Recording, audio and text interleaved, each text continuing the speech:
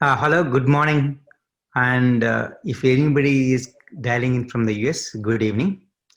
Uh, so today I'm going to be sharing a presentation, and this is the talk is going to be roughly 1 hour. At the end of the talk, I'll be taking any questions that you might have. So, firstly, I want to give a bit of my biases about this particular topic. As you know, that is artificial intelligence is a popular topic these days, and people come from it many directions. That is, there are mathematicians, there are linguists, there are computer programmers, etc. Multiple different people come from different expertise. My expertise is in core computer science. I did a PhD in programming languages. In that, particularly, my emphasis has been understanding the programming language from the semantics perspective. So I look at artificial intelligence, particularly from how to understand the big picture, what does it mean, and how do we express what we want to do within the using the tools. We won't be going into that much of a depth, but instead, that is, I'm going to begin who this talk is for. This talk is for those people that is who have very limited experience in programming. In particular, I don't expect that you would know anything about computers or even mathematics. Whatever, if you are participating in Zoom, that level of computer science is enough. And naturally, that is, I expect that is you are interested in AI, otherwise you wouldn't be attending this talk. And I am not going to be giving any deep insights or any of these details about actually what AI is. Instead, what I'm going to offer you is the big picture. It is some sort of you will get some good understanding of AI at the end of the talk. At least you will know what AI is, how AI works, what is it different, what is it today, what direction it is going. And it is specifically for those people who have some amount of background in understanding, actually, in little bit of philosophy, little bit of the social sciences, little bit of even the college education that is good enough for you to follow along. However, if you are if you have a deep mathematical understanding, or if you are into computer programming, this might sound a bit basic. And in particular, that is, if you are already have good experience in AI, and if you are looking to understand some deeper techniques in AI, anything like that, this is not the talk. In particular, you are not going to get a job, for example, that is by attending this talk or by understanding this talk. So what is the agenda for today? I'm going to be covering 4 or 5 big topics.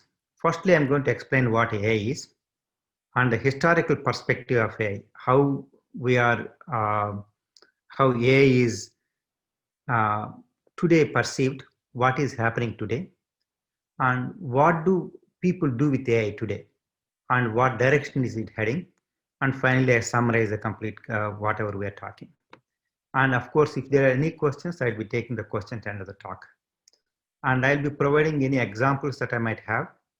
I'm not going to be showing any kind of any specific programs or anything like that, any equations or anything. Instead, I'm going to be showing some examples from the web. I'm not going to be, as I said, I'm not going to be giving information about how one would go about applying AI for you directly, but obviously I'll be giving some big picture view. So let's come to the main topic today. So artificial intelligence. One might think this is actually a very easy thing to define because we know what artificial is, we know what intelligence is. Actually, this is a bit of a controversial thing. People accept what artificial means. That is, typically, if that means that it is something that is not from the life form. For example, if our dog does mathematics or something, we don't call it artificial intelligence. If we do it, we don't call it artificial. On the other hand, if our computer does something, we call it artificial. So to that extent, that is, we generally think of it as something that a non-living thing that is doing it. And then intelligence. While artificial is somewhat easier to define, intelligence is a very, very difficult thing to define. For now, let us say that is, we usually mean cognitive intelligence, learning, for example, that is like a child, that how a child learns, how a human learns. Reasoning, that is some amount of inference, that is, if we know something from what we know, deriving other facts. And sensory perception, that is all the things around seeing, hearing, etc., those things. And of course, there are a lot of other things that is which I have not talked about. For example, the driving, or for example, let us say that is arranging cubes, arranging, packing things, etc., or organizing a room. Those kind of things like that is also comes under this topic. But so that we can expand what intelligence means in many, many directions. So for now, we're going to focus on this cognitive intelligence, and we talk about what it means. Artificial intelligence. There is a long back in 1930s, 1940s, there is a mathematician called Turing. He defined what actually Turing, something called Turing test. Turns out that is even today considered one of the hallmarks of what it means to have what it means to be intelligent. Imagine a room, and in the room there is that is, you are outside the room. You can only interact with people. Let us say by giving slipping a note under the door, and behind the room that there's you don't know who is there, whether it's a computer or a human. Suppose that you are communicating to the person or the computer using only this kind of a question answer kind of a session. And then can you figure out whether only from the feedback that you are getting, can you figure out who is behind the door, whether a computer or a human? That is a test. If a computer can fool you into thinking that is what is behind the door is actually a human, then of course, the computer, we can call it computer passed the Turing test. That means it is almost as good as a human. This looks like a very silly definition or a simple definition, but the implications are pretty profound. Think about it. For example, you say, understand something. What does understanding mean? There is no meaning to it at all. Understanding means that is, suppose you ask a question, based on the question that you are responding that is, the response indicates whether you understand it or not. For example, that is, you pass 10th class or you pass the intermediate or whatever it is, there are some questions, you say, understand this topic. Not really. That means in general, that is, you are demonstrating your understanding through answering a set of questions. Maybe you only know a few questions, maybe only know 5 questions, but that is what, for the purpose of the test, that is what defining means. Simply put, we can only judge based on what you do, not what you know or anything like that. What you are doing, that is the only thing that it is judged.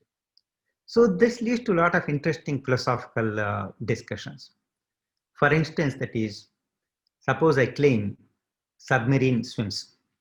Fish swims, right? There is no question. If I claim submarine swims, then you ask a question. How can it say submarine swims? Fish, of course, I know it swims. But submarine? Then I say, look, if you are judging only based on that is whether it is going underwater, submarine is also going underwater. Fine. Then you say, no, fish actually see that it is, submarine takes fuel. But then fish also takes fuel. Fish eats something, right? So that also you can consider as fuel. Then you say, no, fish actually that is, the submarine doesn't have any free will. Fish has a free will. Not actually. Fish also gravitate, wherever the food is, it goes towards that food. It is propelled by the need to eat. The submarine, you can create any kind of thing, propelled by the need to, you can set the direction, you can write a program to do whatever you want it to. Therefore, you really cannot distinguish.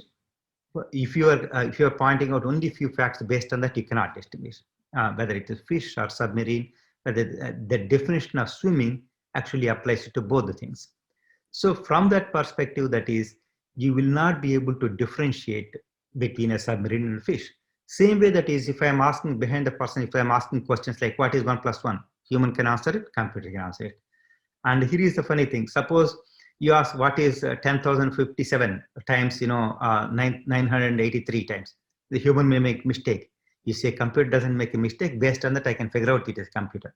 No, you can program to computer to occasionally make a mistake. You can make it inconsistent by planning. So it is not so easy to say that is the the computer uh, cannot pass this test. It is not a given. So, so this is a test, and obviously that is, if you went back 20 years back, for example, if you slip in a photograph and say recognize a photograph, 20 years back, we didn't have computers being able to recognize the photographs. Today we can. That is, you pass two photographs and say, is it a cat or is it a dog? It actually can figure out which is a cat, which is a dog. The computer can figure it out. And that is the kind of, now with our advances, we are able to fool people into making people think it is a computer is actually human being. Today, actually, I get phone calls, and from the background noise, the way intonation goes, the way that it is, they hesitate, it actually, I almost feel that it's a human, but you know pretty well it's actually a computer, because they're almost always trying to sell something. They don't listen to you that much. They're crudely programmed, and obviously they're getting better and better. So summary is that is today a computer can, if you were to perform a Turing test, it will pass for most of the time. Not that all the time, obviously that it is. Otherwise, we would say that is it has actually reached the state where a computer can make us pass the test. Okay. So let's go back into how exactly AI works. And for that, I'm going to give you a very big picture view. You won't have to understand anything about programming. I'll walk you through step by step what happens. What is programming? Programming is, well, how do computers work? You really have to write a program. The program states, it gives us a list of steps. Step 1, step 2, step 3, etc. It's a series of steps. And then you also have certain rules that it is in the step that is, you say that is, for example, that is the lamp doesn't work. Is it plugged in? Is the bulb out? Based on that, you actually carry in a series of steps. And one more thing that is important is that is you need to do it in a loop. That is, you basically need to test it continuously. For example, let us say you are going from place A to B. You always say 10 steps. You say, did I come to the place? No. 10 more steps. Did I come to the place? Like that. That is, you need to periodically check that is actually, it's called a loop. So if you have these kind of things, that you can write pretty much every program. The most complex program you see is nothing but composed of these small steps and rules. That is it. Okay, that's how the program is written. So from this small set of rules, that is, how can you actually create such a complex system as something, let us say, understanding an image, or writing a program, or translate from English to Telugu, or how does it do that? It turns out that is, if you really want to do any complex thing, it actually gets really, really complex. That is, you have to give a lot of steps, and unfortunately, it is not really possible. That is why the modern AI doesn't use this. And people tried to do it in the beginning in the 1960s and 70s. They try to write, okay, step 1, step 2, if this happens, then do this. If this happens, then do this. If this happens, then do this. It's like, in the Turing test, if this person gives this kind of a thing, then respond it this way. If he gives them some other question, respond it this way. But that doesn't end well, because what if the person asks a question that you don't anticipate? You again have to feed one more. So this set of steps actually ends up being more and more complex, very difficult. And secondly, that is, you really cannot display the steps. For example, I urge you to think about this. Close your eyes. Think about telling somebody, a blind person, how to get from your door to the kitchen. How would you tell him?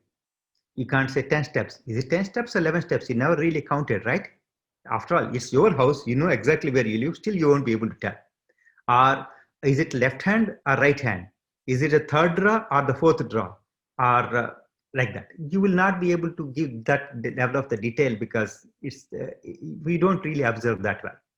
And the same case in writing the programmer. So you can't really define it that well, any of the things that is which we intuitively are able to do.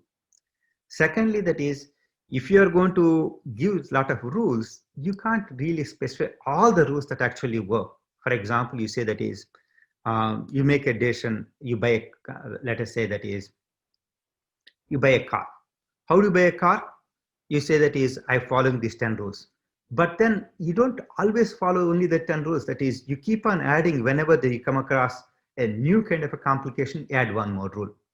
And these rules is something that is, if somebody asks you what are the rules that you are using, you won't be able to specify all the rules, and you keep on making up the rules as you go along, because this is what happens. That is, there is a book called Blink that talks about it. You generally make an intuitive decision, and then you go back and say, these are the rules, I'm following it, because you like to think that's how you operate. But usually, that is, you follow your gut feeling. And that is not something that you can put into the rules. This is how you used to program. And the next, that is, let's take a look at it. The people realize that is, yes, we can give a lot of rules, and we can give a lot of rules, but we can give this lot of rules. But the fact is that is, we have to keep on adding the rules. Let us say that there is an expert. Let's take the problem of medicine. Let us say that is, you want to give people the rules about how to diagnose a patient. You say if the person comes with more than 100 degrees temperature, and then if he is coughing, if it is a dry cough, then most likely you can test it for COVID. Yes, okay, you put the rules. And tomorrow it is some other flu. If the person is suffering from sneezing or something else, then it is some other flu. So these are the kind of ways that is actually you will add rules. So a human expert, for example, a doctor, you bring him in, and the doctor doesn't know much about computers, so he keep on writing the rules. The knowledge engineer who actually can help you to write the rules. So from the rules that they go into a knowledge base, and he would have written an inference engine. So if a patient comes, say, okay, give me what are the symptoms. Based on the symptoms, the system can, that a user who is not an expert types in all the symptoms, and out comes a response. So you have flu, or your leg is broken, or whatever, you have a headache, any kind of a disease, or you have trichotillomania, any kind of a disease, it actually can identify that with that. So here, the key thing to recognize is that is, you can keep on adding new rules. That is, yesterday there was no test for COVID. You can add the new rules as you go. And say it is a system's responsibility somehow, without changing, somehow adjust these kind of rules, and based on that actually come to inference. This sounds really dandy, right? Obviously, that is, for one thing, the system seems to be learning. You want to add new rules, it adds new rules. That is, it keeps on growing. But the problem is that is, in some subjects, you will be able to do a reasonably good job. For example, medical diagnosis, you are able to do a good job.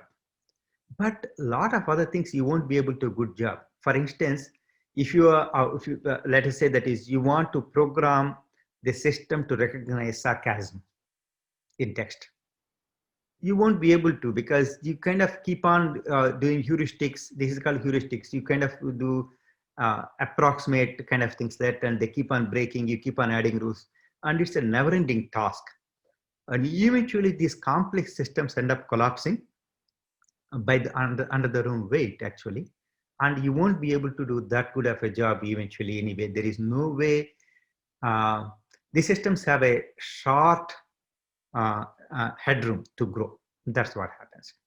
And also, second thing is that is, here is the problem, that is, ultimately, fundamentally, the system only does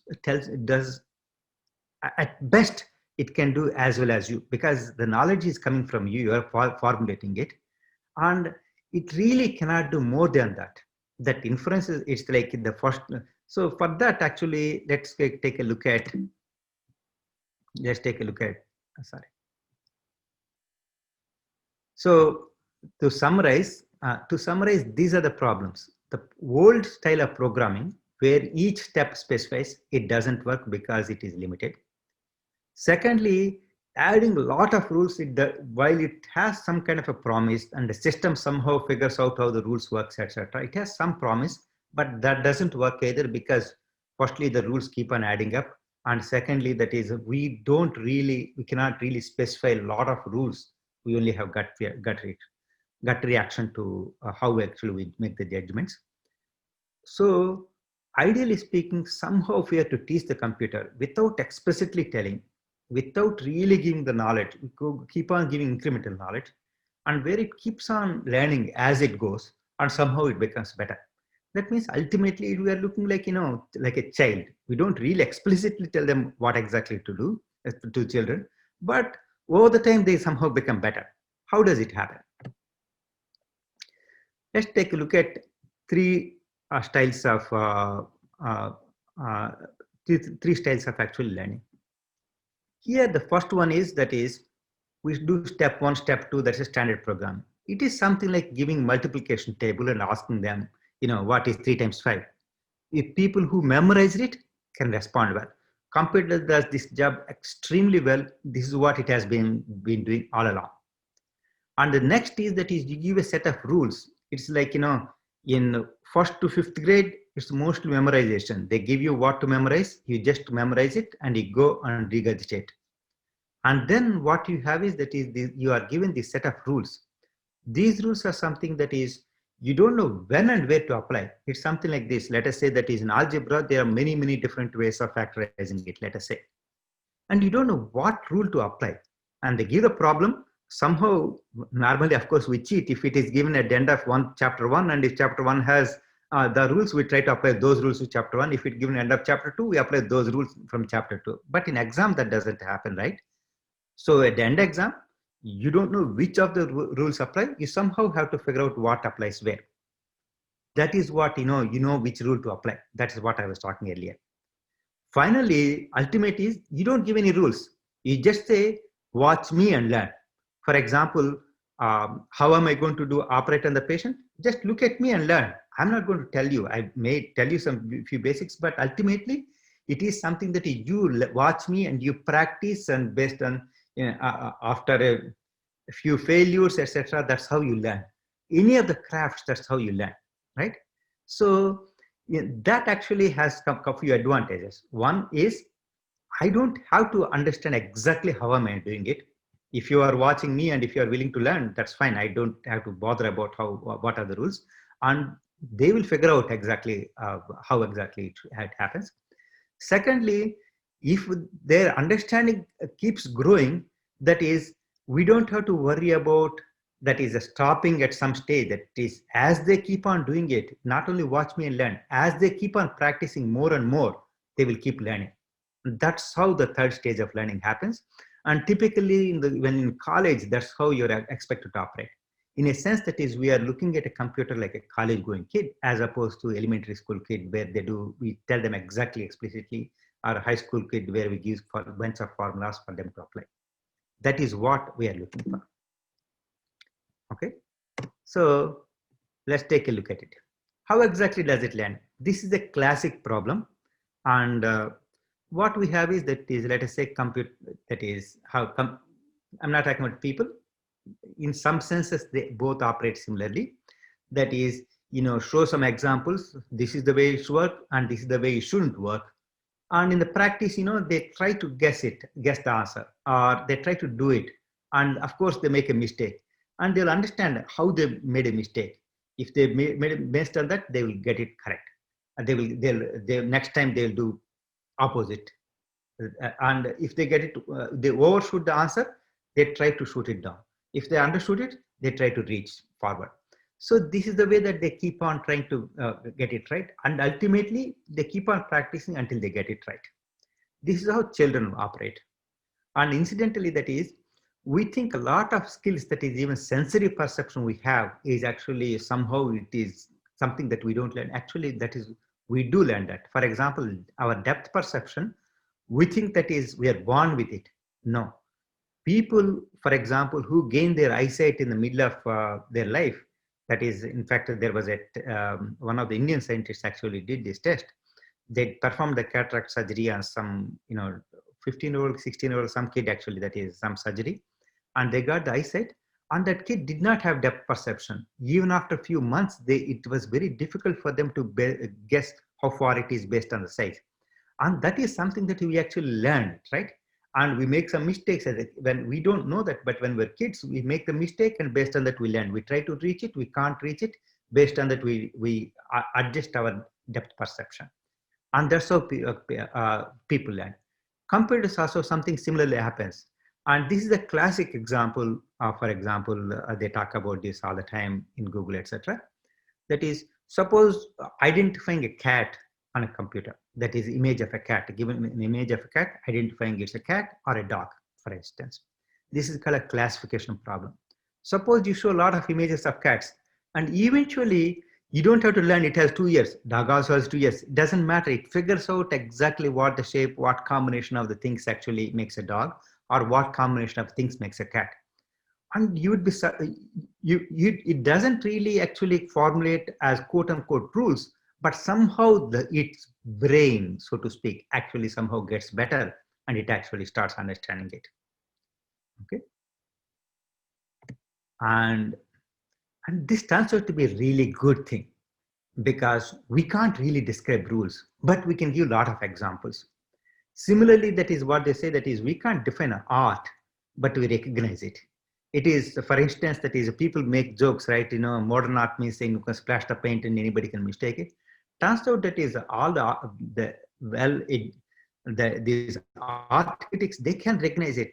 They are not able to articulate, they're not able to tell us exactly what are the rules they use, but they actually can identify it for the most cases. So let's come to, this is probably the most difficult slide that I'm going to have in the presentation, and let us actually dwell a little bit. Firstly, that is, we in AI, these are the 3 things that play a big role. And as I said, that is, we need to have a lot of examples for the computer to learn. How many examples? It depends. For instance, that is the cats and dogs I talked about, right?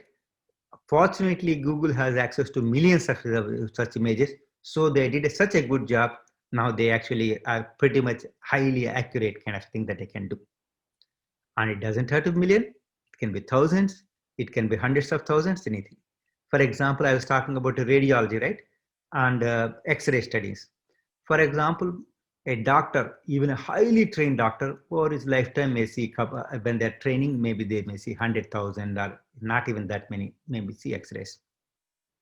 A system that is being trained to, for example, to identify a particular kind of a tumor or something, that actually can be trained for, let us say, a million images, 2 million images. Obviously, it doesn't have the same kind of intuition to start with, but at the end of it, actually, it gains that kind of an understanding. And so you need a lot of input. That data is nothing but input. For example, image of a cat, and it needs to know whether it's a cat or not, right? Whether it makes it needs to train itself. It needs to understand. Otherwise, it doesn't know, right? For a training purpose, you need to be able to tell whether it's a cat or a dog. You can encode it 1 for cat, 0 for dog, something like that. So which means that this is called a labeled data. That is a data, each data is labeled, saying that it belongs to this answer is this. It can be more complicated than that. I'm giving the most simplest case. For example, in translation, you can give the English text and Telugu text. Like that, you can give hundreds of thousands of kind of a snippets of text in English and Telugu. Based on that, then it can learn. Next, what you have is an algorithm. Think of algorithm is a set of rules. Somehow it takes the data and figures out what part of the data to use, how to convert the data into the way that it uses, and somehow it trains the brain. And I'm not going to go into details, but this algorithm is currently in AI, this algorithm is not general purpose.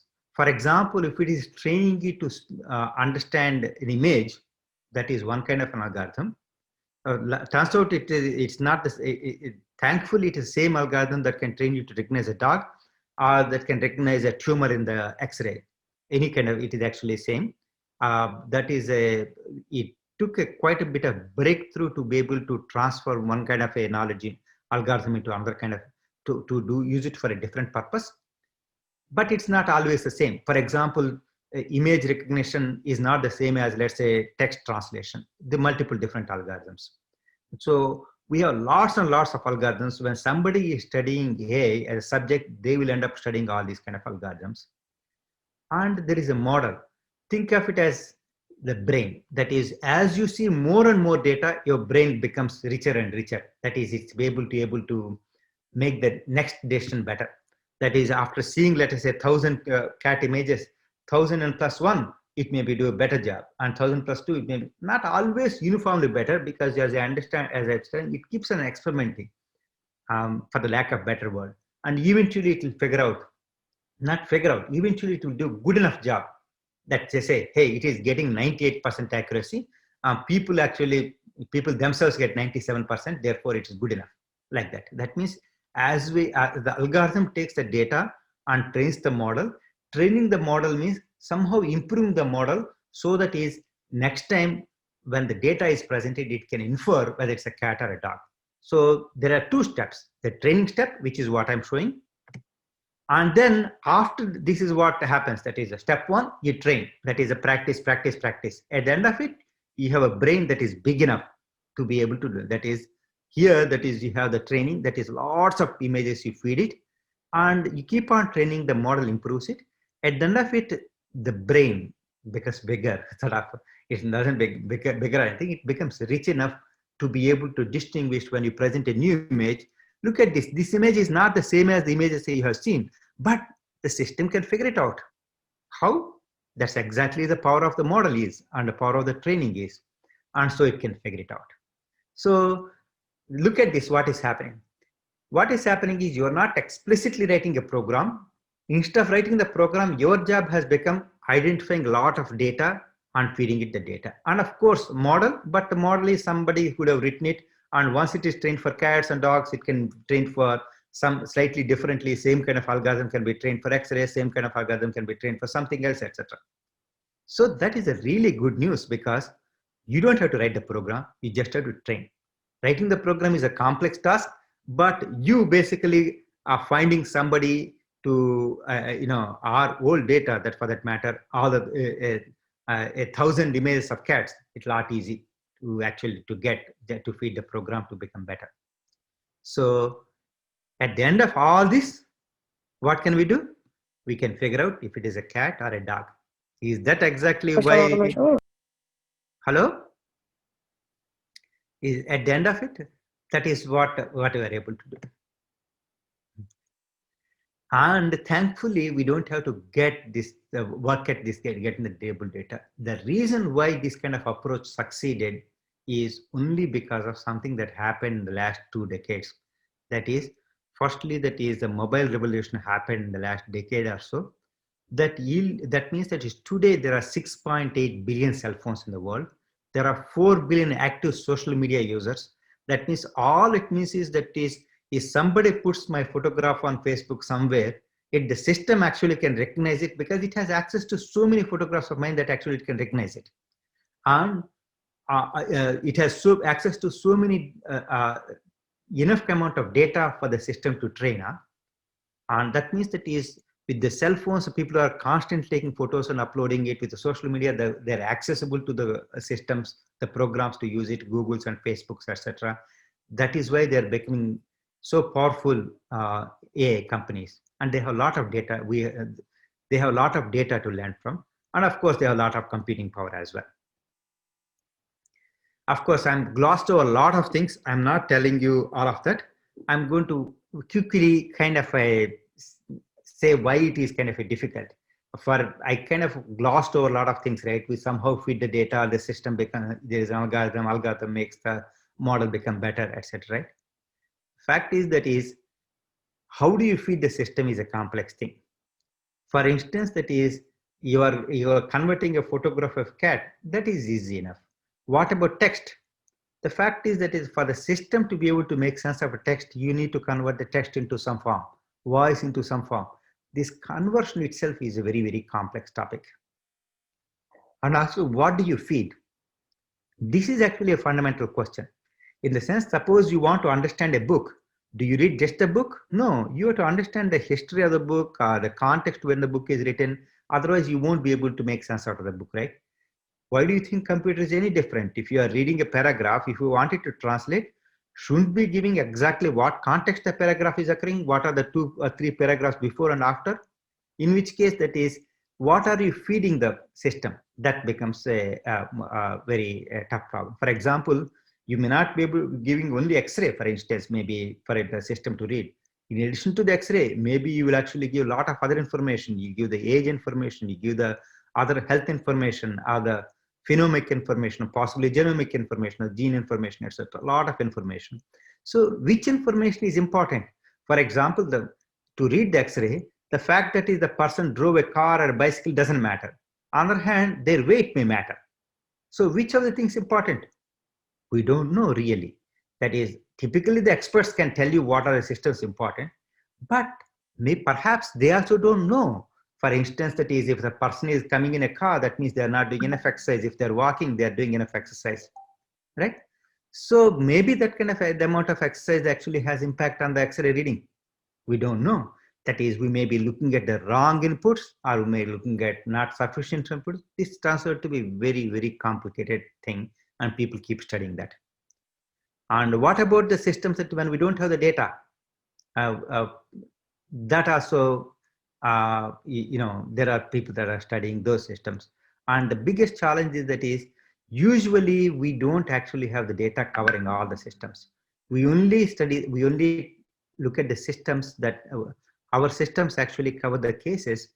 Usually when we provide the data, we provide the data that we know. This happens in social media, right? We only keep seeing the information that we already know or already we agree with. We never see the information that we disagree with. Therefore, we are not able to train ourselves in the boundary cases. For example, if it shows all perfect cats, cats, that is what you and I think as a cat. What if you get a cat without hair? There are some kind of Egyptian cats that have no hair, and the system won't be able to recognize it. You have to actually be able to show that that means the diversity of data is extremely important. And finally, that is, as I said, that is, we don't have to train for every kind of a thing. That there are ways that is actually we'd be able to transfer the learning from one system to another system. That means if you are able to train cats and dogs, maybe you can train very easily with, instead of going to 10,000, 100,000 or whatever, with fewer images, you can train to recognize elephants, tigers, other kind of animals. So they have made enormous amount of strides in actually doing that. So let's summarize a little bit what we learned so far. We understood what AI is. That is, there is some test called Turing test, namely what people can do. If we can do it, computer can do it. That is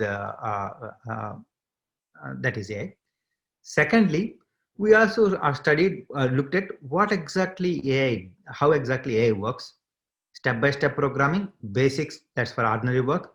The rule-based systems, so-called expert systems, and that they do decent job, but they are not scalable. They can't do complex tasks. And currently, that is the data-driven systems. That is, feed the data, based on the data, system adjusts itself. While we have to write these special purpose organs for different tasks, it does a good job. And in particular, that is more or less what you see on Facebook, what you see Google doing, how the Siri operates, or how Alexa operates. It is based on that kind of a technology. It works really well. Let's see what AI can do. As I'm already saying, AI already can do way better in some of the tasks. For example, playing chess, fabulous job. Identifying pictures, great. And transcribing speech, as better than you. Threat identification, sometimes you miss some things the system doesn't. In fact, that's why the Department of Homeland Security in the US, and that is the police departments all over India, they actually use AI heavily. And AI does as well as people in some other tasks. Translating from one language to another, it actually does very good job close enough to the human. And generating media, that means generating photos, for example, for testing purposes, generating random photos, or generating videos, or generating music, it actually does a pretty good job actually. And in fact, voice mood identification based on the voice, that is the person angry, is the person upset, is the person happy, it actually can tell all those things as good as a human. And it doesn't do that great a job, for example, generating summaries, generating text, answering questions from text. It doesn't really do that good a job. We are still, in fact, just 2 months back, actually, there are some breakthroughs in that, something called GPT-3. It does a very good job. I'll show you some examples later. And so far, what we have is AI is somebody like a really intelligent 10th class student, college student, perhaps. But it does everything what we do. It does it really, really fast. That's all we are saying, that it is playing. And but can it do anything special? Something that we cannot do. I mean, you and I play chess. That plays better, faster, etc. That's fine. Can it do something we can never do? For example, can it cure cancer? That's a more interesting problem, right? Otherwise, if it does whatever humans do, what it means is instead of hiring 100 people, you are letting a computer do.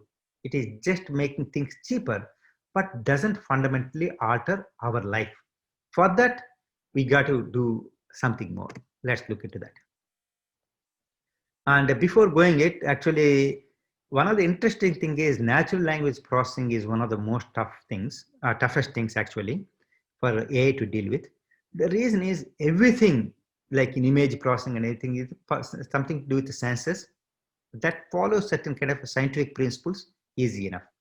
But language, because it's completely man-made, there's no logic, a lot of convention.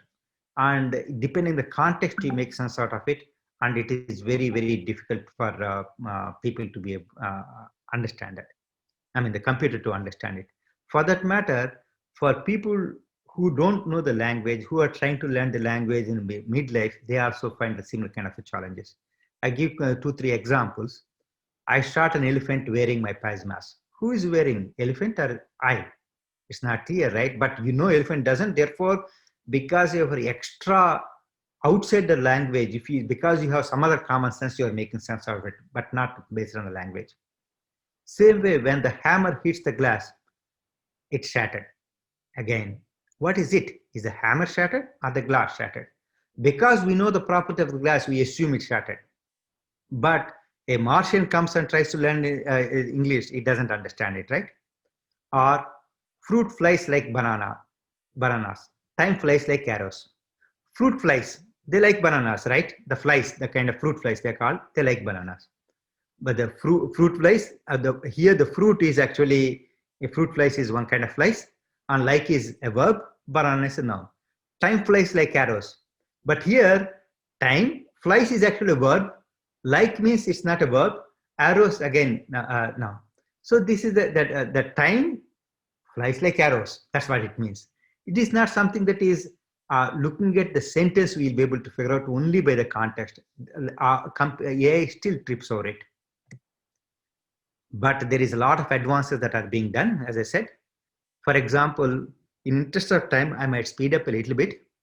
And something called GPT-3, this actually does a fabulous job. For example, it came out recently, people are still experimenting with it. And they actually have 1 billion parameters. That means given a text, there are 1 billion things it looks, not billion, 150 million or something, 150 million things it actually looks at it, and 150,000, I forget. A really large number of parameters, and based on that, it makes decisions. As it's very complex. And it does a good job. As I said, the company and its founders will provide investors with customary representation warranties, examples of which are set out in appendix for blah, blah, blah. It is very difficult, very dense, right? And that's how the lawyers write. When it asks to translate in plain English, it does a beautiful job. The startup and its founders will provide usual assurance or guarantees on facts about the business. The founders also will agree not to work for competitors, poach employees or customers when they leave the startup, or respect confidentiality. It is way better than the legalese, right? And imagine this computer does it automatically. And something even better, let me show you that. This is the prompt that they gave. Below is the transcript. Say that is, generate a transcript of an interview where Barack Obama explained why he was banned from Golden Corral for life. Golden Corral is a restaurant chain in the US, and where they give unlimited shrimp and crab. They have a buffet. So this is how the conversation is completely generated. Look at it, how it goes. Obama: yes, it is true. I am no longer allowed in Golden Corral. Look at the way conversation style actually it is, right? Interior: is this because of your extensive shrimp and crab legs policy? Obama: absolutely. That's how Obama also replied. Interior: what is your extensive shrimp and crabs legs policy? Obama: oh, well, in brief, they were offering all you can eat shrimp and crab leg buffet, and I did not hesitate. After I ate so much shrimp and crab, my stomach hurt. I would quietly sneak in and throw more shrimp and crab onto my plate. I did this over and over again until I cleaned out the buffet and I was full of shrimp and crab. Think about this. This is a, how did the system figure out? How did the system know that it has to generate it? That is the recent advance that actually happened. We are all excited about it and trying to figure out how it can be used. And the poetry is, on the other hand, it's actually as early as 2016 itself, it was doing a very good job. 2017, 2018, now it does an even more fabulous job. In fact, it said that it is right in the style of Shakespeare. In fact, I saw the things like where Harry Potter told in the style of Shakespeare. It does a fabulous job. So what did we do so far? That is, we saw that is computers are good at certain things and they're really fast, and just like humans, but they're really fast, and whatever we do, they can do. And that's what we saw. Obviously, speed enables something, right? For example, we can recognize a threat situation, an image. Suppose there are 1,000 cameras. We have to have 1,000 people watching it continuously to identify threats and to communicate with one another. The same person that is showing up in one suspicious place is showing up in second or third, then actually you need to be able to coordinate between multiple people and identify that it is a threat. And it's not so easy for people to do it. And the computer, and while it is doing the same job as people does, because of its speed, it actually able to do better. But that is not the way that is we are thinking about the better. It really should like cure cancer, for example. Can it do that? That's the question. So for that, there are two directions the computers are heading to. One direction is what is known as artificial general intelligence. It is something that I told you, right? You have to write a new algorithm to train. That is same thing that trains the computer to recognize images, cannot tell you how to drive a car or how to sing songs. What if there is one algorithm somehow it trains itself? That is, let it loose on Google and teach it. You must have seen the movies, right? This is the classical AI movies. The robot comes to life and it watches TV all night, and next morning it actually can speak in cowboy slang, or because it can it can cook, or it can do anything because it starts watching all kind of TV and learn from TV. And obviously these days, if such were to happen, they probably goes on YouTube and looks at all the videos and starts learning any particular topic that it wants to.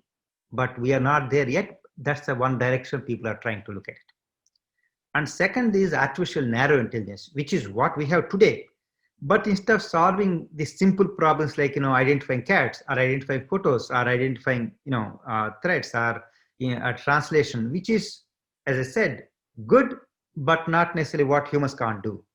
But trying to do PhD kind of problems that requires a really, really highly specialized skills or creative skills, like can it read radiology charts? Or for example, can it figure out a cheap way of producing drug? That is not there is no set rules for that. That is, you can't do trial and error because that takes number of years. So somehow system figuring out that is what kind of a thing. Or can it design a new car, a new chair? And these are what we think as a creative tasks, right? And can it do all these kind of creative tasks? It is not a general purpose engine, but it does that. Those of you who read science fiction may remember an author called Asimov, and he defines these 3 rules of robotics. And in the book, that is, as the book progresses, what happens, right? First, computers, all these robots, they try to mimic the people, humans, exactly as it is. By the end of the book, they actually start doing it. They define these special purpose kind of a machines. They don't no longer look like people, these robots, but for example, they can pollinate the trees. They can do very, very specific tasks. And for example, they can control the weather. They can do very specific tasks and they do that job. That is artificial narrow intelligence. I kind of try to think Asimov probably has some inkling of this topic. So AI and medicine. This is an example of a PhD kind of problem that is artificial, that is not a general purpose problem, but a very specific problem that cannot be, you can't really, of course, you can teach it by giving examples. Firstly, the challenge is examples are very difficult to give. And secondly, you need to know what kind of a data that you're feeding in, how to convert the data. That means it takes a lot of knowledge. For example, I put in some drug discovery, for example, drug design or target identification. That means that is which drug should attack which one. For example, in COVID, there are many, many different places that you can actually attack the COVID virus. That is, you can attack it before it actually sticks to the cell, or before it replicates, etc., etc. Bunch of things you can do. How does the system identify it? What kind of how do we identify which kind of a drug works on what kind of a target? And for that, people generally do a lot of experimentation, a lot of testing, etc. And AI can do it without doing the testing. Maybe actually take a look at all the molecular weights, properties, various kind of information, and can do that. And today we are able to get good results on that. And that, unfortunately, is not what a regular person can teach, provide the data. That is, it's not like labeling a cat or a dog. It takes a lot more involved work, and that kind of a thing that actually is. That's why that is these days that talk is about bilinguals, so people who know computers as well as biology, people who know literature as well as computers, people who know social sciences as well as computers. This combination works very well because with that knowledge, you somehow can train the AI appropriately.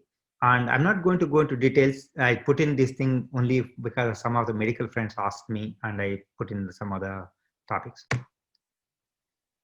And finally, this is the last part. What are the implications? Why are we afraid of AI? Obviously, this is speculative. This is what I think. And this is not like somebody actually has written textbooks or somebody has proven mathematically that is why it is so.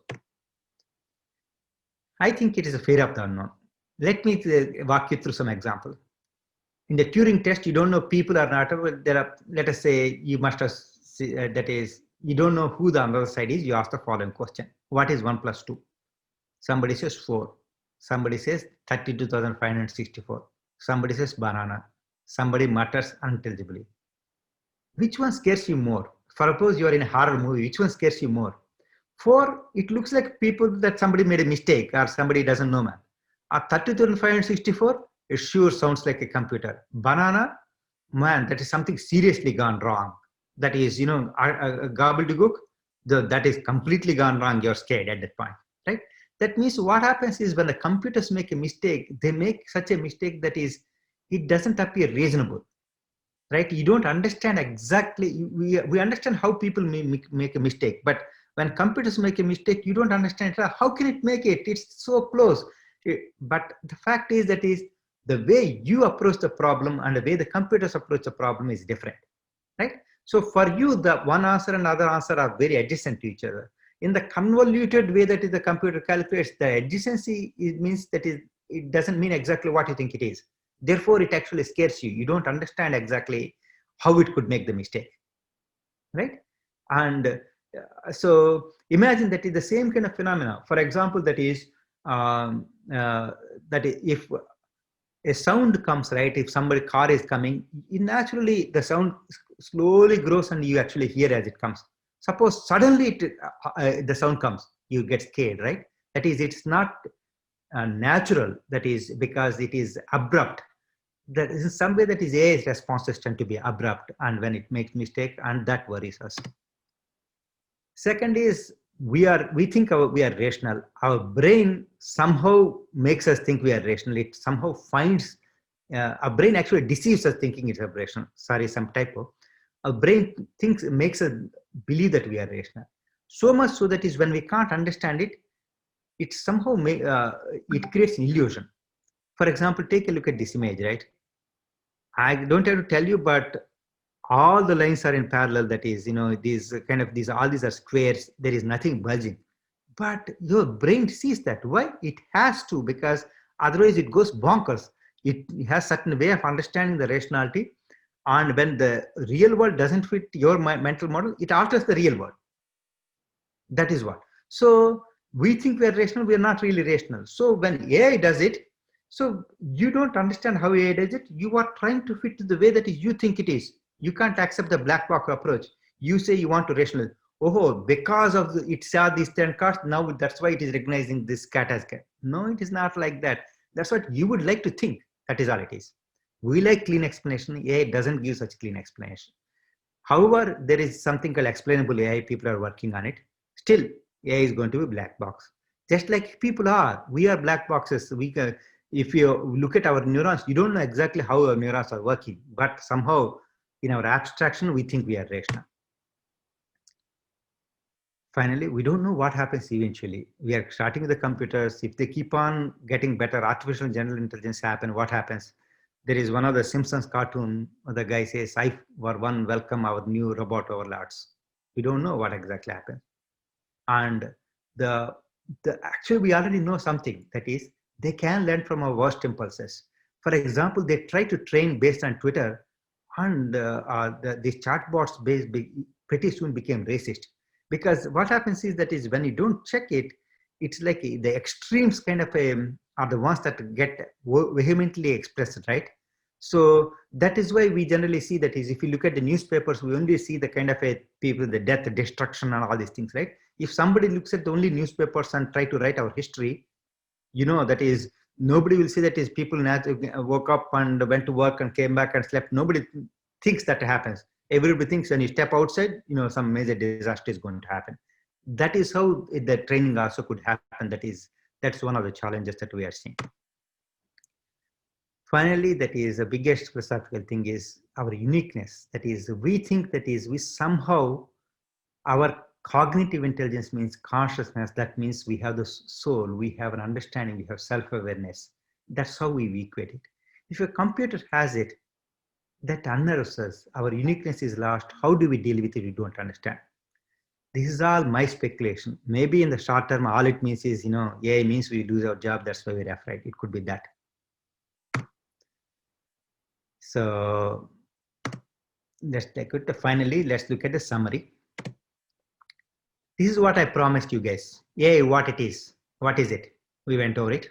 Historical perspective, how we got it. We touched upon it. What is happening now? We went over it. What do people mean by AI? We went over it. How does it impact the world? I didn't completely go over it, but I gave you the little bit of a inclination exactly which directions it is heading to. And finally, I summarized it. Here you saw the big picture of AI, how it uses the data from people and learning from their experience and training. Whatever it can do faster. Right now, we are merely scratching the surface. Eventually, it can do even better than people. And faster, we already know it does better. And something people cannot do, it already does certain things, and it will do more and more. That is what exciting world that we're heading to. In a way that is, we are augmenting ourselves, just like how people could not run faster than, say, a horse. But with a car, we are able to run faster. Nobody worried about car coming into the picture, right? We are not as strong as, let us say, tiger, but now we got guns, we are stronger than that.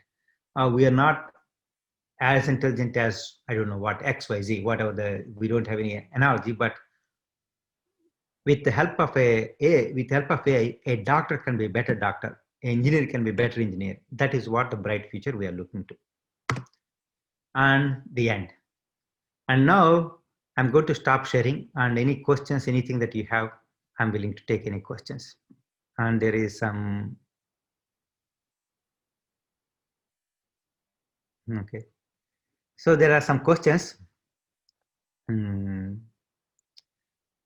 questions that are asked. Let's take a look at one question. And Google, when I ask a person, it actually gives the picture. When I give a picture, it doesn't give the person's name. Actually, it does. There is something called reverse image search, and it can do that easily. So that's not a big problem. And the AI, one of the people asked this question, that is Ravi asked this question. There are very few companies like Google, Amazon, and Facebook are governments in the world that has access to a lot of data. So AI will be mostly dominated by big companies. So the fact is true. That is, but if you followed my talk, there are kinds of AI, right? In the sense that is the sensory perception, image recognition, those kind of things. Yes, your Facebook does a good job, your Google does a good job, but when you think about, let us say, AI for, say, drug discovery, it's not that is Google does a better job. That is, Merck can do a better job, or some other company can do a better job. A translation, yes, Google probably does a better job. But ultimately, that is, if you are looking at applying the AI, that everybody will be able to do that job. Unfortunately, it is true that is the new algorithms or a new kind of models, etc., will be coming from these big companies, and it is something that we have to watch out. And there are a lot of consortiums that are coming up to address these kind of a challenges, and they also recognize, Google and Facebook, they recognize that's a kind of a thing that is, it leaves them also unhappy, because we are worried, they know that that means it could be backlash, and so they are joining this consortium and donating these kind of models and algorithms. And today most of this kind of research happens in the open, except some other things like, the automated car driving. It is still a closed book. They don't publish that much of research. And Srinivas asked, how could we incorporate AI in English teaching and learning process? Huh. Interesting what you're asking. Thankfully, actually, I have a perfect answer for you. One of the reasons why Google actually is working on AI is to incorporate that AI into their Google Docs and the way that is how you edit the document. For instance, identifying the grammar checks, it's all it does. That's not a big deal. But it actually does a good job. Already it is trying to do a good job. For example, that is, it checks whether you forgot to attribute something, you forgot to link to something else, it automatically is doing that. Eventually, it can do even better job. It actually can say that is, hey, your logic has some holes. You said the statement, but you didn't support the statement. It could do that. I would expect it in less than 4 or 5 years, it will start doing it. Actually, one of my friends is actually working on it. I know that is they are working on this in a big way. So the grammar checks and simple spelling checks, we are going beyond that. We are looking at logic checks, etc. So if they're able to do that, it's very easy for us to be able to use these technologies and use that and actually learn from the computer, so to speak.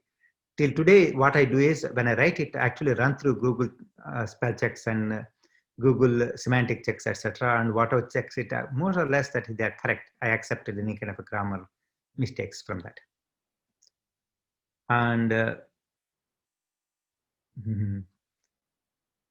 any specific AI data science course you recommend for physicians?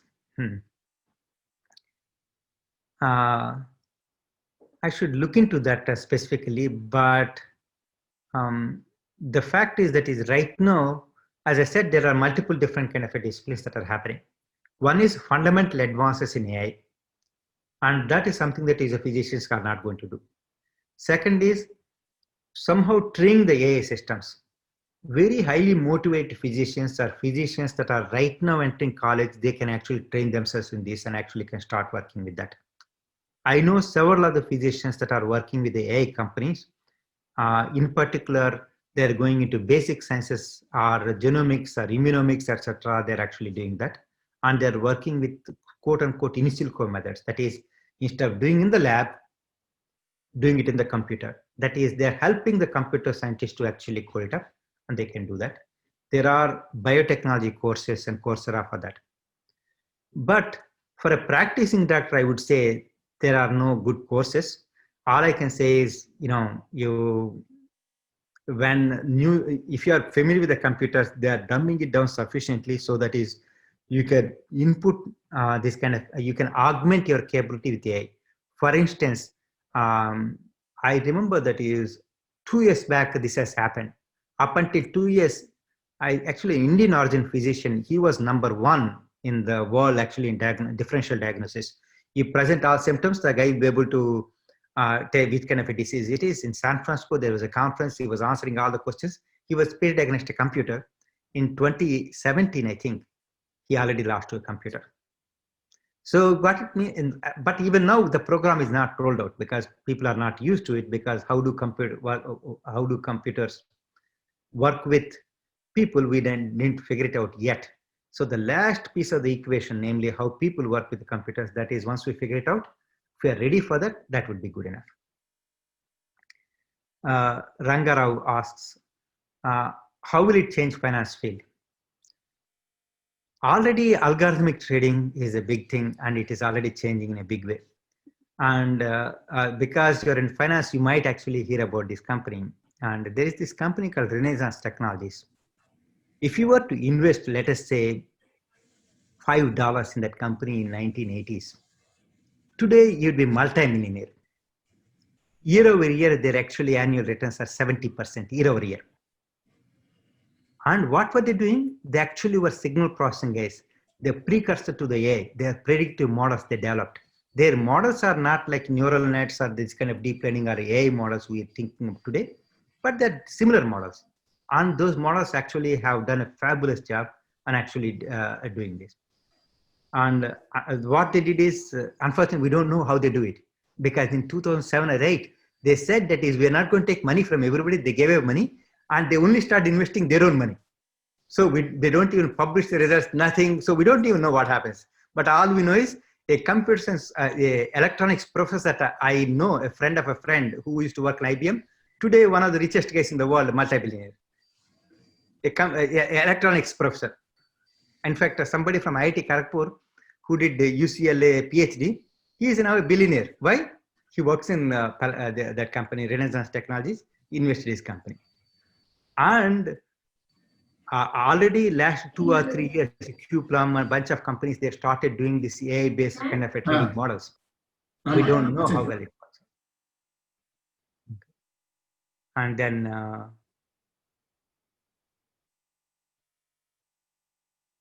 those are all the questions that are there. Any other questions that if you have, feel free to ask, and I'll be able to. So then one more question asked, Srikanth asked, can we as humans be able to do what? No, I don't think so. The reason is, there are some natural limitations to people, right? Biologically, we are evolved some way. In some senses, what our limitation is, that is, we cannot, no matter what we do, we are not able to go into what we call a transhuman. That is, we are not able to go beyond our human roots. That is, we are not able to go, we can't run faster. That's why we have the cars. We can't run outthink. That's why we have computers. Can we, the same way that is, in last 150 years or so, we managed to shave the 100 meters run. For example, I think in 1920s or something, it was 11 seconds or something. And today, whatever, 9.8 or something. 9.8. So we managed to shave it something. But we are not able to run like, car, like in 3 seconds or something like that, right? We'll never be able to do. So to that extent, I don't think that is, we actually can do what computers, the AI does. And however, I think that is, no matter what, for now we have edge in our creativity. The computers are not able to take that away. Up until then, enjoy it while it lasts.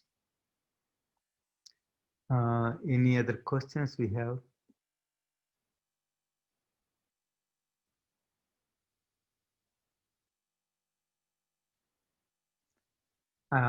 I don't see any other questions. If I missed out, you can ask any questions. Swami, any questions? See some. Can we copy the train system? Actually, that's exactly what happens. So I didn't make that very clear. This is what happens. Somebody trains the system. After training the system, you don't have to train it. And of course, you can continue to train it. Usually what happens is, training is extremely computationally intensive. For instance, that is, when we train some of these models, that we can't train it in our basement. We have to use cloud computers, and it may require 1,000 computers, et cetera, to actually crunch through this kind of a training. But once it's trained, right, it actually can operate on your cell phone. That is all the training is done. At that point, it's only inference. It takes only one data and tells you whether it's a cat or a dog. But to train all them in millions of photos or hundreds of thousands of photos, it takes a lot of computing power. So you copy that model and use the inference that is the algorithm to run on that model, and a new data point comes and answer comes. If that model is trained well enough and it is already inaccurate, let's say 99.9%, hey, it is very good. And if the model is bad, let's say it only gives 30% 50, not 50, 60% accuracy. So you only get 50, 60%. Then you say model needs to be trained further, or you need to get new data. That's what you will say. Okay. So, okay. Another question asks, what type of jobs exist in 2050 for non-tech guess? There are a lot of suppositions. That is assuming that we all that the world exists in 2050. We don't know all those kind of things like that, right? When you know singularity events, nothing like that. So assuming the current trajectory, assuming only these kind of things that and only looking only at AI, because there are a lot of other things happening in biology which I didn't even talk about, non-AI biology, pure biology, like genomic revolution, and trying to find a cure for aging and all of that. Cure, it's not actually cure, but trying to stop aging and all that. So we don't know exactly what happens. And but in some senses, I would take this question as, what kind of a jobs will be completely done by AI as the time goes on? We know that is a lot of jobs like transcription, those kind of jobs are already gone. A lot of mechanical jobs, the non-creative mechanical routine jobs, they can be done by computers. However, those that have some legal implications, people still might retain people. Or companies might still retain people. And probably most of these jobs, they will have fewer people supervising all the odd cases, corner cases, and let the computers do majority of the jobs, which is what was happening in other field, lot of fields, by the way. For example, in finance also, check balancing and everything like that, it's most of this kind of a automated. Only the checks the computers can't read, the people actually can manually do it. They do that. So that leaves to the creative jobs. Firstly, of course, there are going to be jobs for those people that actually train and care for all these AI jobs, AI machinery, AI algorithms, that they will be there. And supervising jobs will be there. And creative jobs, I don't see that is a creative jobs going anywhere time soon, because even when the computer gets creative, people always probably will come up with something beating the computer, the creativity, because at least that's what I would like to think. And perhaps that could be wrong. Maybe computers will explore all the kind of creativity. For example, in the games, right, chess games, etc. They're so creative. They're able to come up with the kind of combinations which we have never even thought of. I don't think it is, of course, they're not doing exhaustive testing either. On the other hand, they're not being creative either. Somehow they're able to, at least to us, it appears creative. As I said, it really doesn't matter. It is only about what it matters to is what we see, right? From that perspective, creative jobs perhaps are the last bastion, that is which we can claim that is we are better than computers. What is the best course IT guy into like needed on any cloud platforms? Not clear. The question is not clear to me, but I say don't worry about it. As any technologist will tell you, whatever you learn, it will become outdated. So don't worry about it. Become good at the fundamentals and basics, and that will be good enough for you. And if the new technology comes, you learn it. And so that's. Is there a chance to overthrow human beings, as in many Hollywood movies? That implies some motivation and some kind of things like that, right? And I don't think that is, here is a fundamental philosophical question. That is the water motivated to go flow down the hill? It is a biological, it's not, it is a physiological property. That is, water, if you pour it, it always seeks the lower ground. Do we say that it is actually water is motivated? Similarly, a lot of other things. For example, a computer virus goes and gets into the computer. Does it have any kind of a feeling or a thinking, etc.? So, for example, a bomb explodes, it kills people. Does the bomb want to actually kill people? Similarly, that is when I don't know what overthrow means. If a computer AI is harming people, does it want to harm people? I don't know it want or the desire and that aspect it has. It is a system that we didn't appropriately design. It could cause a lot of damage. We know that. And earlier I was talking about a racist chatbots, right? That is, if a system, you train something and then you say, you put in the capability in the system to train itself. And yes, in that case, that is, a system can become very abhorrent and can become extreme and can act in the way that is actually harmful to people. Whether you call it, like a Terminator style kind of a thing like that, I don't think it will be that, but it will be more mundane, more kind of a thing that, like, it already happens, right? Computers manage the power supply systems, all the generation and transmission. When they go down, no human can actually operate them, as in manually do it. They need the computers to come back up. They have to make it. For example, if air traffic control goes down, the humans cannot really operate it. The system has become so complex. We depend on systems, and more than that, the chances, the highest chances that is, we leave some bug, and the bug will cause a major problem. We are so dependent on the computers, we won't be able to operate. We are already seeing that. For example, Heathrow shuts down because of a computer bug that, British Airways, basically, there is a computer bug in the system, and that's it. They can't move the planes, and the entire airport shuts down. And would you say that is at that point the system actually took over the thing? Well, we could say that, really. So it's already happening. So for that matter, the AI become independent, and to some extent, when you are teaching it to learn, it is sort of becoming independent, right? Unattended mode of operation. For example, when you put like a satellite in the air, up in the sky, it is operating independent, right? It is, you are not telling what to do. You set the parameters and it continues to keep sending the data. There are a lot of systems like that are actually independent, quote unquote. When I say independent, unsupervised is the way I would put it, because I don't know what a dependency is, in the sense that is, it doesn't require you to provide a power supply. Suppose it gets the power from solar source, that's it. You don't have to provide, and you don't have to do upgrades if it automatically keeps figuring out.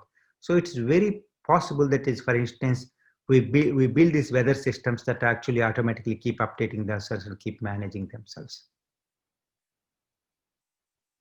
So when are we expecting driverless cars? They are already here. I mean, it is just that is we are not ready to accept them, because we want them. They are actually better than humans, in the sense they drive 1,000,000 miles and they make one accident. A human drives 10,000 miles and makes an accident. We accept the human being, but we say that is no, one accident per 1,000,000 miles is not acceptable. Get it 10 million, get it 20 million. That's what we're asking the car companies today. Today, the driverless cars, they exist. They're not cheap, but actually they exist, and they actually do pretty good job. And up until the legal systems change, up until it becomes financially viable, you and I won't be able to see it. But the technology is pretty good. I wouldn't say better than people.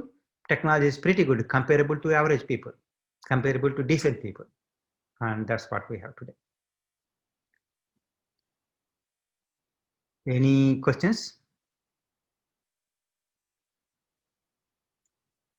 If there are no questions, then Swami. Sir, I think. Yeah, sir, I have one question. Okay. Yeah. Go ahead. Go ahead. Yeah. Ramarao sir, my name is Sunil. I'm working with KPMG, and it was a very good presentation. I say, like, from the very basics, you have explained it very clearly about the artificial intelligence.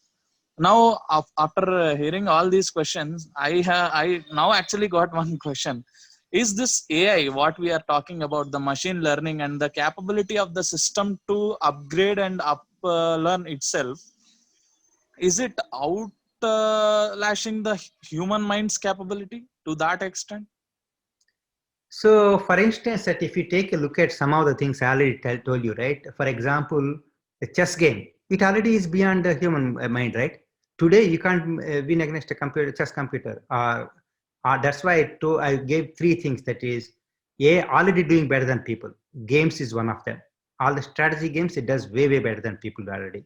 And in fact, here is a funny thing, right? How does it become better? By practice, right? How does it practice? It originally it played against people and it learned from the people and the people beat it. And after a couple of games, it figured out the strategies and it, of course, it is. Now you have to ask, what about you put one computer against another computer, right? So, Right.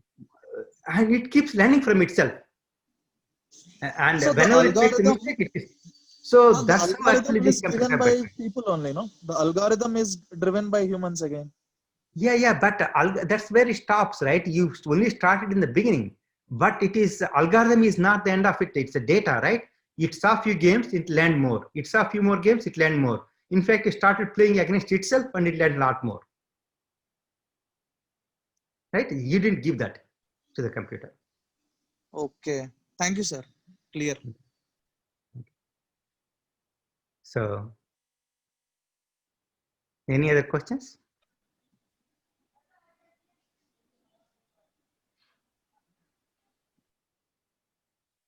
Looks like there is one more question, sir. Just Okay. now posted. Okay, what is it?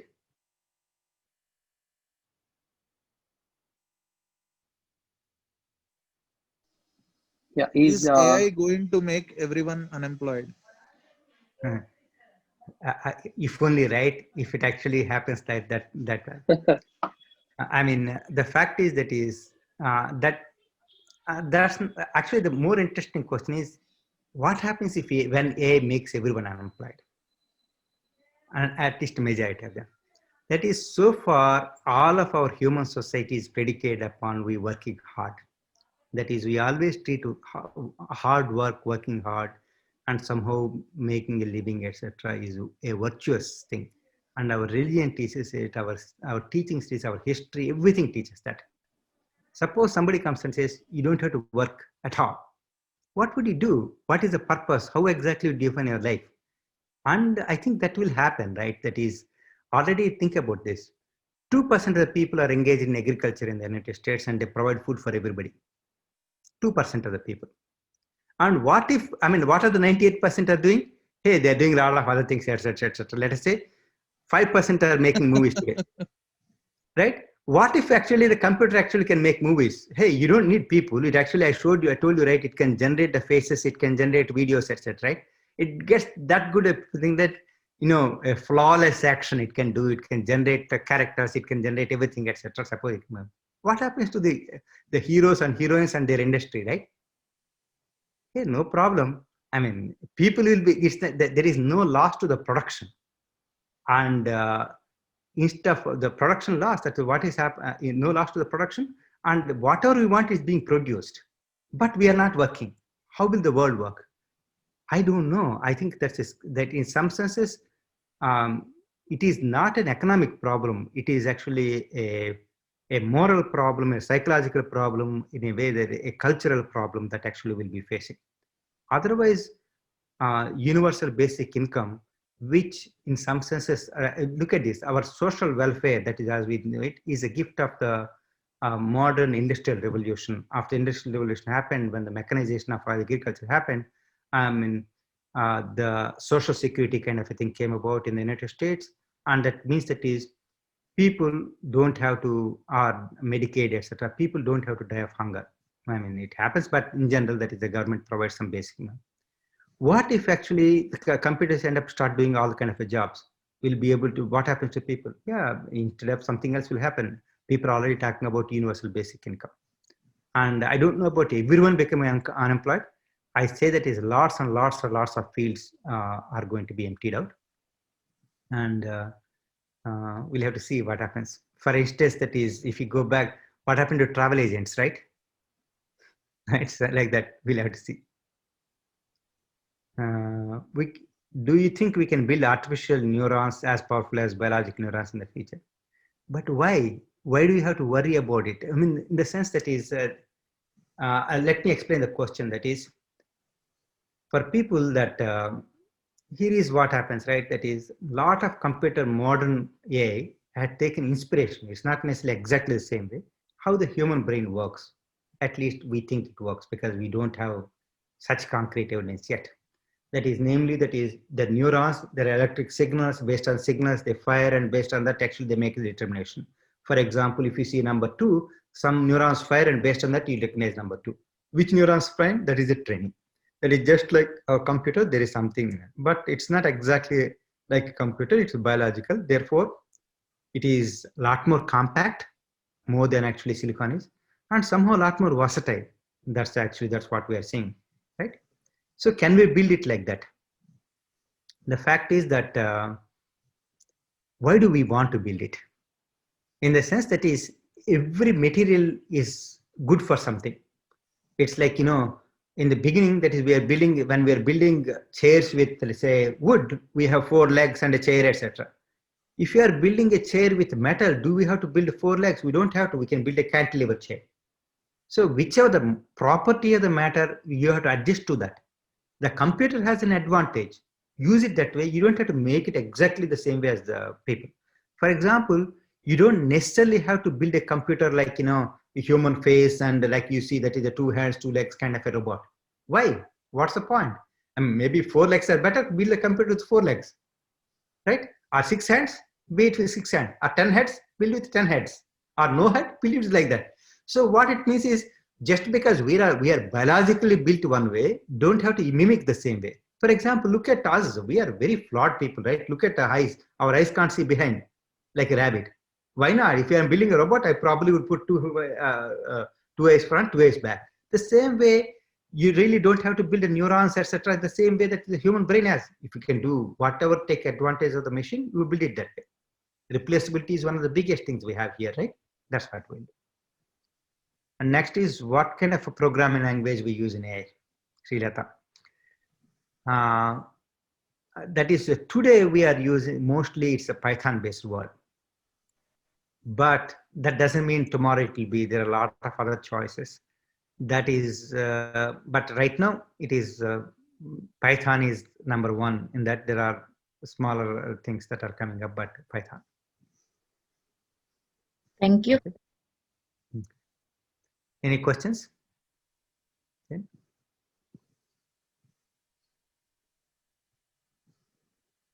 If there are no questions, we can adjourn. I have one more question. So we are using Python nowadays. So can we use Java or .NET to implement the AI?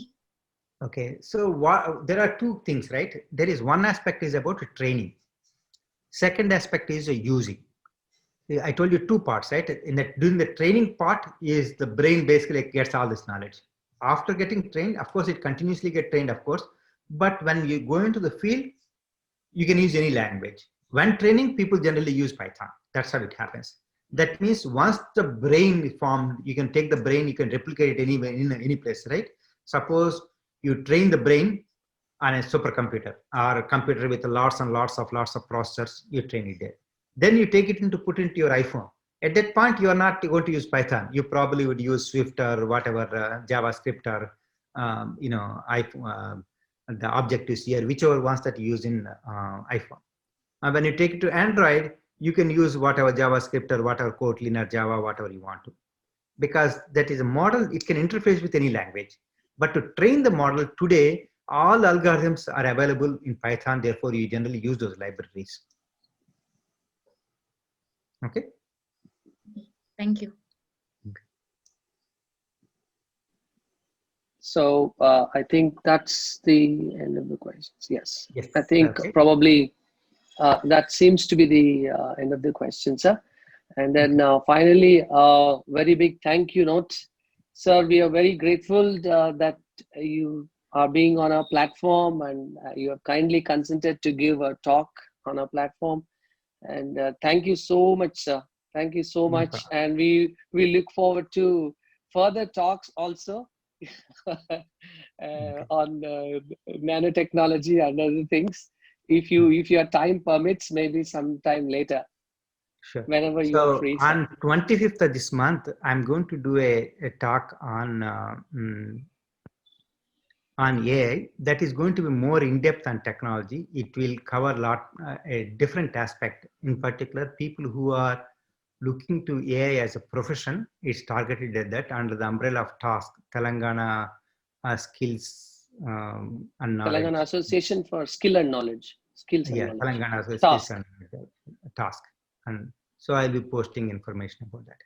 Okay. All right.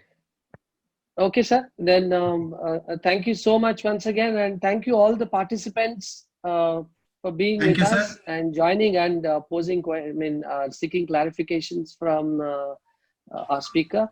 And next week we'll meet, and then we'll have Gerard Merlot from Australia on language L1 interference.